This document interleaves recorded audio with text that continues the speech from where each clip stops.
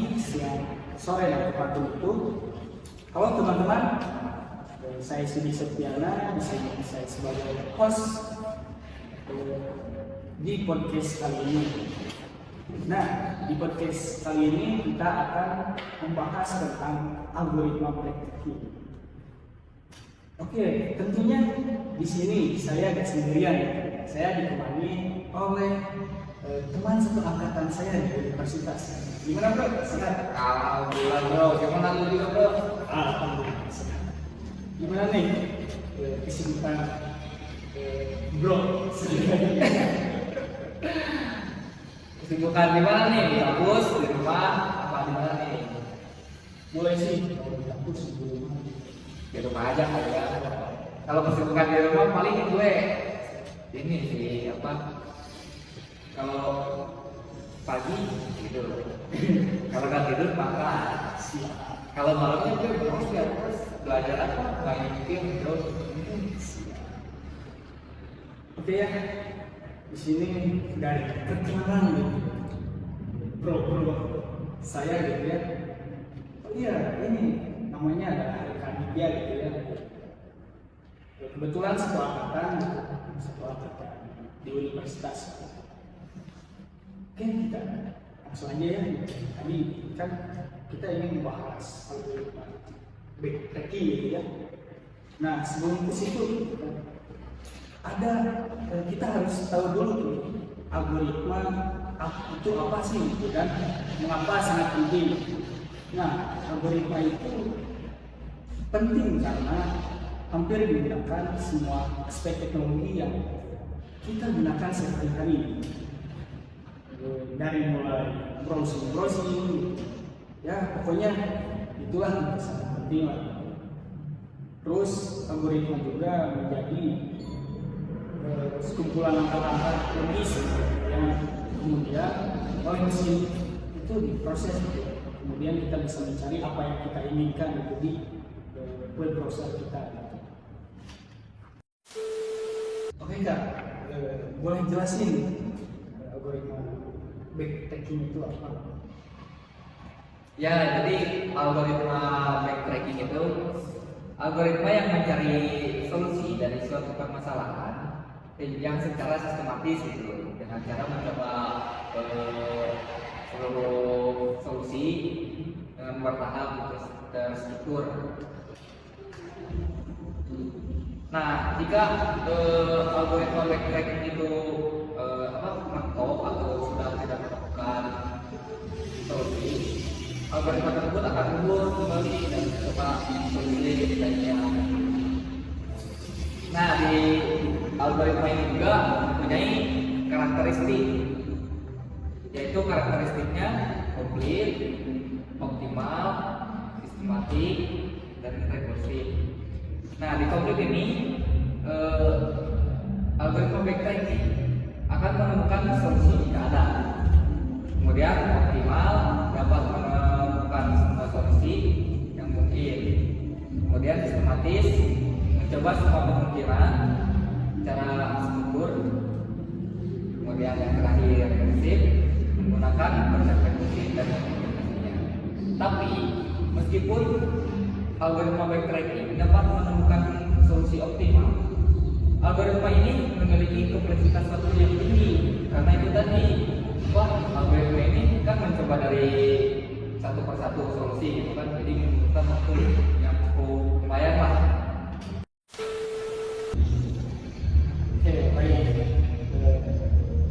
Untuk contohnya seperti apa sih? Kalau contohnya kita ambil dari permainan Sudoku aja ya. Jadi kan di permainan tersebut kan menyediakan kotak, kemudian ada beberapa kolom, yang dimana di kolom itu sudah tersedia angka-angka secara random lah. Kemudian ada juga kolom yang kosong. Nah, kolom yang kosong itu harus kita isi dengan cara pokoknya kita isi ke samping atau ke bawah, jangan sampai ada angka yang sama, jangan sampai double lah. Nah, algoritma backtracking tersebut sangat cocok nih untuk menyelesaikan bagian Sudoku ini, karena bagian Sudoku ini memiliki karakter kemampuan untuk mundur ketika menemukan jalan buntu. Nah, proses penyelesaian seperti dengan backtracking dimulai dengan mencari sel kosong pertama dalam grid. Untuk setiap sel kosong yang ditemukan, algoritma akan mencoba memasukkan angka dari 1 sampai 9. Setiap kali sebuah angka ditemukan, algoritma melakukan validasi untuk memastikan tidak ada konflik dengan angka yang sudah ada di dalam bohong. Ketika sebuah angka valid ditemukan, algoritma akan melanjutkan ke kotak kosong berikutnya, dan mengulangi proses yang sama kayak sebelumnya kita mencari lagi. Jika di tengah jalan ditemukan bahwa tidak ada angka yang valid, algoritma akan mundur atau backtrack ke kotak sebelumnya dan mencoba angka lain yang belum dicoba. Proses ini berlanjut hingga semua kotak terisi dengan valid dan terbukti bahwa model tidak memiliki solusi untuk balik untuk ke masalah kasus ini. Udah mulai terbayang sedikit lah, udah mulai terbuka.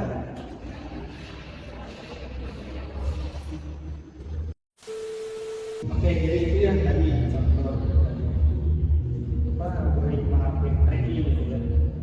Terus kan biasanya banyak sekali tantangan gitu. Nah, itu seperti apa sih tantangannya itu? Nah, tentunya di algoritma masuk pasti memiliki tantangan tersendiri ya. Sekarang kita bahas di algoritma ini ya, algoritma yang sedang kita bahas backtracking itu. Nah, tantangan pertama yang sering dihadapi adalah masalah performa dan kapasitas waktu. Algoritma backtracking pada dasarnya mengelola semua kemungkinan solusi yang bisa sangat banyak dipakai. Jadi tantangannya adalah masalah performa gitu. Nanti ada kendala di performa. Kemudian yang kedua, mungkin di penggunaan memori yang besar. Karena setiap langkah membutuhkan penyimpanan state dan pada kasus yang kompleks ini bisa menghabiskan banyak memori tentunya. Kemudian sering muncul juga kesulitan untuk menemukan urutan informasi yang optimal. Dalam banyak studi kasus, urutan pemilihan variabel yang dan nilai dapat menjadi salah satu efisiensi algoritma tersebut. Nah, ditemukan dalam situasi nyata, kita perlu memberikan penting nih pengguna dapat menentukan tentang jadi tidak dapat menemukan digital atau login dan tracking yang baik dapat membantu mengidentifikasi di mana algoritma mengalami kesalahan. Keberhasilan implementasi algoritma backtracking sangat tergantung pada pemahaman mendalam tentang karakteristik masalah yang dihadapi dan memilih teknik optimal yang tepat. Penting untuk selalu melakukan testing dan benchmarking untuk memastikan bahwa optimasi yang diterapkan benar-benar memberikan peningkatan performa yang signifikan. Oke, jadi itu beberapa tantangan yang sering ditemukan di algoritma backtracking itu ya. Terus nih tips dan sarannya itu gimana? Nah, di sini untuk saran dan tipsnya mungkin dibagi menjadi 7 ya. Ada saran dan tips. Yang pertama yaitu visualisasikan solusi seperti menggambar pola besar, memahami proses ukur. Kemudian yang kedua ada backtracking erat kaitannya dengan rekursi. Pastikan paham base case dan recursive case. Kemudian yang ketiga, latihan coding secara bertahap, mulai dari implementasi sederhana, meningkatkan kompleksitas secara perlahan, menggunakan buku tool untuk memahami algoritma. Kemudian yang keempat, kenali pola umum backtracking seperti identifikasi stage, kondisi, tentukan batasan, kemudian kenali kapan harus mundur.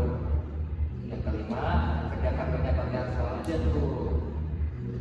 Kemudian yang keenam, belajar optimasi teknik turing untuk Rangkas cabang tidak mundur.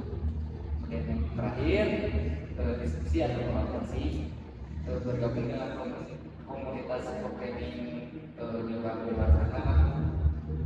Jadi itu sih tips dan saran dari saya. Oke, baik. Kak, terima kasih di atas ilmu-ilmu tentang dari mulai dari peran algoritma itu apa, terus tadi yang terakhir tadi saran dan tipsnya itu apa. Nah mungkin dari sini saya mencoba untuk jadi merangkum gitu dari awal akhir podcast hari ini gitu ya, dari bincang-bincang hari ini gitu.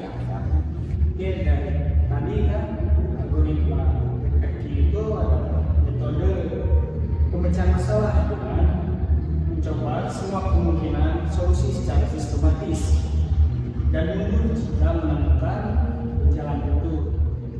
Nah tadi kan ada karakteristik ya, kalau ya karakteristik yang sudah mereka.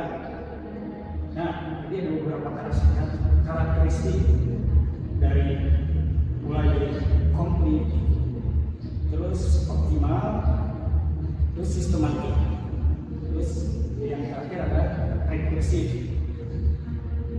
Nah tadi ada masalah dan tantangan. Tadi masalah dan tantangan itu adalah kompleksitas waktu bisa menjadi tinggi ketika solusi potensinya besar.